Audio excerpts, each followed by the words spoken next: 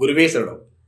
அதாவதுங்க, ஒரு நட்சத்திரமும் ஏதாவது ஒரு கிரகத்தின் கர்மாவை பெற்றிருக்கும்.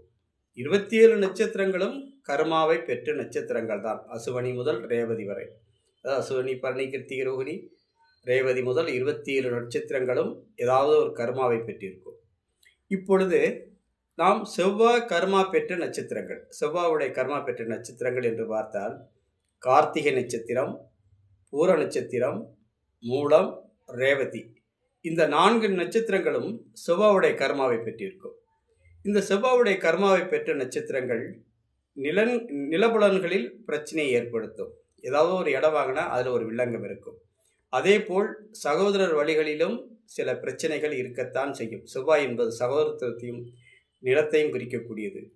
அதே போல் நெருப்பு சம்பந்தப்பட்ட விஷயத்தில் பெண்கள் இப்போ அடுப்பில் சமையல் செய்து கொண்டிருக்கிறார்கள் என்றால் அவர்களுக்கு அடிக்கடி சூடுபடுவது இந்த செவ்வாய் கர்மா பெற்ற நட்சத்திரங்கள் தான்.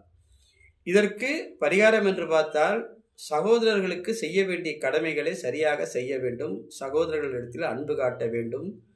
முருகப்பெருமானை திறந்தோறும் வணங்கி வழிபட இந்த செவ்வாவுடைய கர்மாவுடைய தாக்கம் குறையும். அதாவது செவ்வாவுடைய காரகத்துவமான நிலபுலன், சகோதரத்துவம், அது மட்டும் இல்லாமல் உடம்பில் ஹீமோகுளோபின் விஷயத்திலும் சில பிரச்சனைகளை ஏற்படுத்தும். ஆக செவ்வாய் கர்மா பெற்ற நட்சத்திரங்கள் சகோதரர்களிடத்திலும் இடம் வாங்கும் பொழுதும் வீடு வாங்கும் பொழுதும் கவனமாக இருக்க வேண்டும் என்பது செவ்வாவுடைய கர்மா வலியுறுத்தி சொல்கிறது. செவ்வாய் கர்மா பெற்ற நட்சத்திரங்கள் கிருத்திகை, பூரம், மூலம், ரேவதி. நன்றி, வணக்கம்.